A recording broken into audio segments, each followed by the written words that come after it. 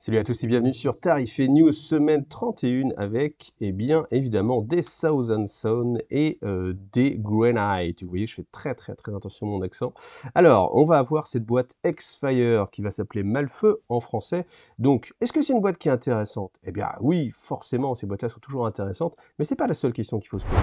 Alors, pour vous aider à réfléchir, je vous ai fait le détail de ce qu'on va retrouver à l'intérieur. Donc, je me suis basé sur des prix, on va dire, de 25 € pour Castellan Crown et puis le Sorcier.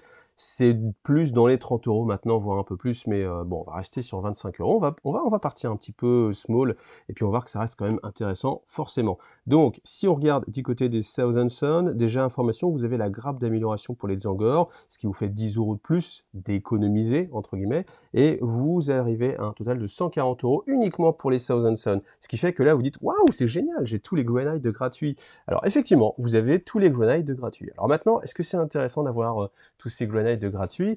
C'est une question qui se pose parce que imaginons vous jouez ça, enfin vous jouez les grenades, vous avez déjà un cuirassé Nemesis, c'est sûr, vous avez forcément déjà des Strike Squad, forcément. Donc est-ce que vous en voulez vraiment encore?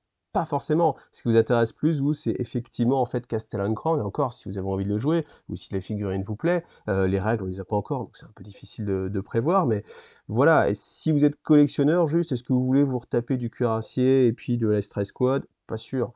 Cette boîte, elle est intéressante, peut-être si vous jouez les deux factions, alors là, c'est assez rare, hein, quelqu'un qui jouerait les deux, ou alors si vous avez un ami et qui jouerait la faction opposée, donc là aussi, vous avez quand même pas mal de chance. Après, il y a toujours moyen de se mettre d'accord, hein, grâce au groupe Facebook, franchement, ça c'est une belle façon d'utiliser Internet, hein. Vous pouvez vous mettre d'accord avec quelqu'un pour acheter une boîte, mais c'est pareil, sur des armées qui sont assez restreintes, où il n'y a pas forcément beaucoup de figurines disponibles, surtout les Granite, est-ce que c'est vraiment intéressant d'en rajouter? Pas sûr. Du côté des Thousand Son, vous avez effectivement les Zangor. Bon, à mon avis, soit vous les avez déjà achetés, ou soit vous en avez déjà assez. Je suis pas sûr que ce soit vraiment intéressant d'en récupérer d'autres. Après, les Scarab Occult Terminator, ils sont très beaux, donc forcément, si vous êtes Thousand Son, vous êtes quelqu'un de goût, vous les avez déjà achetés. Est-ce que vous en voulez plus? Est-ce que vous n'en avez pas déjà assez? C'est toujours un peu le souci sur ces boîtes-là. Forcément, c'est super intéressant financièrement, mais au final, vous vous retrouvez à gonfler votre pile au trésor avec des choses que vous n'allez peut-être pas forcément jouer. Donc vous vous dites, ok, j'ai fait une belle économie, mais d'un autre côté, cette économie, est-ce qu'elle est vraiment intéressante pour quelque chose que vous n'utilisez pas? Bon, voilà. Alors après, il faut essayer de se débrouiller à revendre les figues au cas par cas, etc. Bon, c'est à vous de voir, c'est à vous de réfléchir, mais c'est vrai que forcément ces boîtes-là, elles sont moins intéressantes que la boîte d'orque, hein, typiquement, qu'on a eu il y a une semaine ou deux, parce que c'était des nouvelles figurines, forcément, le codex en avance en plus, donc voilà. Donc celle-ci, elle sera aussi, je pense, en édition limitée. Maintenant, je suis pas certain qu'il faille se précipiter comme un fou, mais voilà. En tout cas, vous avez les informations, maintenant, c'est à vous de voir. Alors, je vais revenir quand même sur les deux nouvelles figurines, hein, qui sont dans cette boîte, à savoir Castellan Crow et le Sorcier. Donc, ces figurines, je les trouve vraiment très réussies, hein. Bon, encore une fois, bon, on va toujours être sur l'argument que moi je sors souvent, à savoir c'est bardé de détails. Il y a tellement de détails qu'on sait même plus où poser un petit freehand ou ce genre de choses. Là, clairement, on est sur beaucoup de détails. Donc, c'est encore une fois, des fois, ça peut vous aider parce que quand vous avez vraiment le temps, et que vous savez pas trop où poser vos couleurs, et ben là, il y a juste à suivre les couleurs de base, même en faisant un aplat propre. Après, ça vous fait une figurine vraiment très jolie. Après, l'inverse, c'est que si vous n'avez pas trop de temps, il y a quand même beaucoup de types de couleurs à mettre, donc ça va se peindre beaucoup moins vite que des figurines plus simples. Voilà. Bon, après, la sculpture, moi, je trouve quand même vraiment très jolie, très réussie, que ce soit les flammes sur l'épée ou alors les petits, je sais plus comment ils s'appellent, les petits traits mentas de Zinch qui sont en train de flotter, voilà. Alors après, sur Castellan Crown, une chose m'interpellait, et je vous avais posé la question sur Facebook, à savoir, est-ce que vous pensez que c'est une version Primaris ou pas? Voilà. Et eh bien, vous étiez assez partagé, hein, vous étiez assez partagé. Moi aussi, franchement, je savais pas trop, parce qu'on reconnaît pas forcément sur l'armure les signes distinctifs d'une armure Primaris, même sur le backpack, vous voyez derrière, alors, sur l'angle qu'on a, ça ressemble pas trop à de l'armure Primaris. Après, par contre, il y a une photo qui me fait dire que si, quand même. Vous voyez, quand on est sur cette photo et qu'on les compare justement côte à côte, franchement, là, j'ai du mal à croire qu'ils seraient pas en version Primaris. Pourtant, backpack est un petit peu différent, mais c'est assez étonnant, hein, parce que là vraiment, hormis si le caillou, vraiment un surplus, mais en fait, c'est assez intéressant et pourquoi je me pose la question, c'est parce que fluffiquement, c'est très, très intéressant de savoir quelles sont les relations entre Belisarius Cole et puis le chapitre des Grey Knights. Et de fait, est-ce que la technologie Primaris va s'intégrer au fur et à mesure dans ce chapitre extrêmement secret?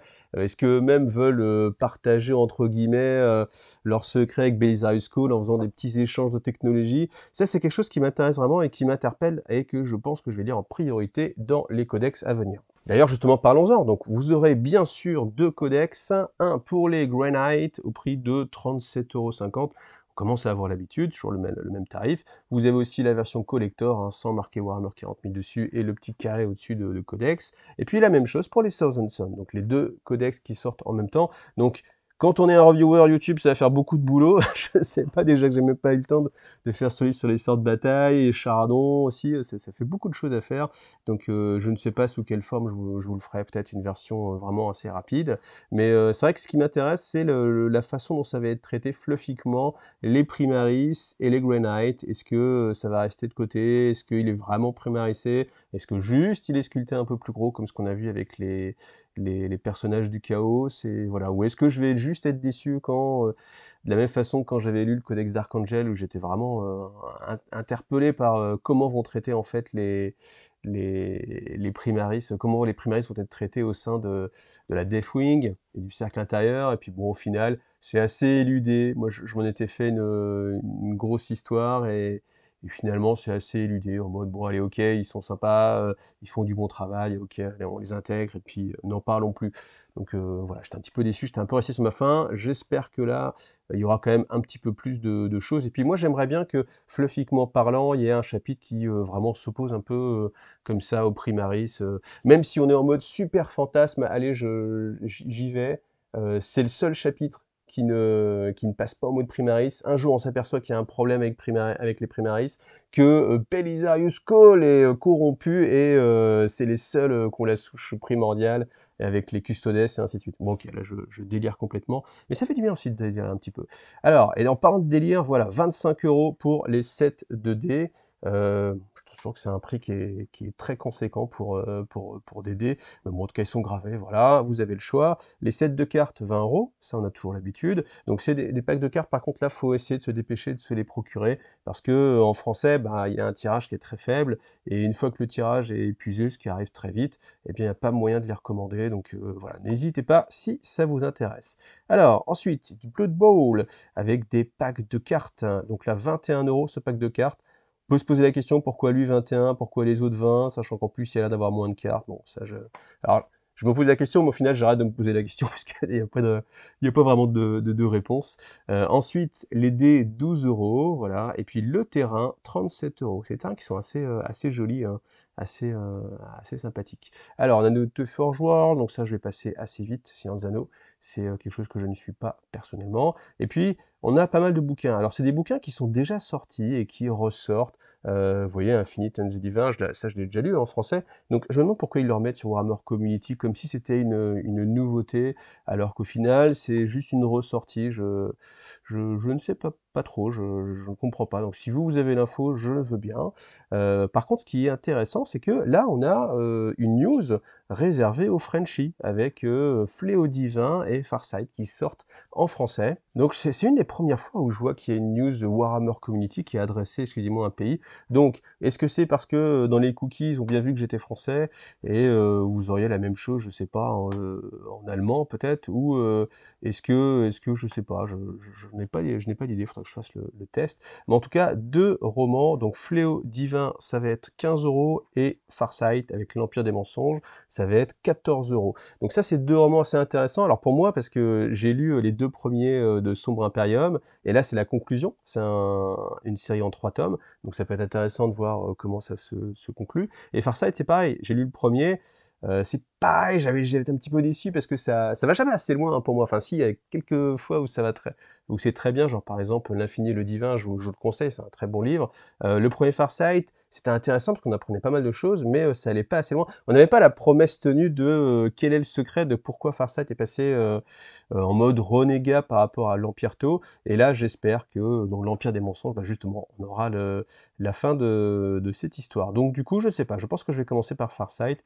Les deux m'intéressent tout cas. Mettez-moi en commentaire hein, si vous êtes plutôt Team Farsight ou Team Fléau Divin. Voilà. Quoi qu'il arrive, on en reste là pour les news de cette semaine. Petit rappel, les lives maintenant sur IGTV, c'est le mardi soir, donc mardi soir le 3, et on va parler de The Old World, et oui encore, parce que c'est vrai qu'avec les 2 vidéos que j'ai sorties, j'ai été bombardé de commentaires, alors c'est génial, mais je peux pas répondre à tous, c'est pas impossible, quasiment, j'essaye, hein, pourtant je suis pas loin, mais il y avait plus de 300 messages, c'est un truc de fou, et je me suis dit, bah tiens, tant qu'à faire, on va en parler en live, parce que le truc c'est que la première vidéo, elle a généré la deuxième vidéo, parce qu'il y avait beaucoup à dire, et la deuxième vidéo, vous avez beaucoup encore, enfin même encore plus que sur la première, à me donner des idées, et c'est vrai qu'il y a des tas de choses auxquelles j'avais pas encore pensé, et je me suis dit, bon, alors, je vais quand même pas faire une 3e vidéo. Par contre, le live, au contraire, le live, c'est fait pour ça, parce qu'il y aura le chat, donc rejoignez-nous mardi soir en live, et puis comme ça, on pourra en parler, je serai avec des invités en plus, donc comme ça, on pourra avoir plusieurs points de vue. Voilà, rendez-vous à 20h30. Donc, abonnez-vous, ça me fait toujours plaisir, pensez à liker aussi, ça c'est super cool pour la génération YouTube, pour que le robot soit content et qu'il suggère la chaîne. Et puis, si vraiment vous voulez aider la chaîne, pensez toujours à Tipeee, parce que moi, c'est ce qui me permet vraiment de continuer et de pouvoir vous faire des jeux vidéo, je l'espère. Voilà. Merci à vous tous et à bientôt. Salut!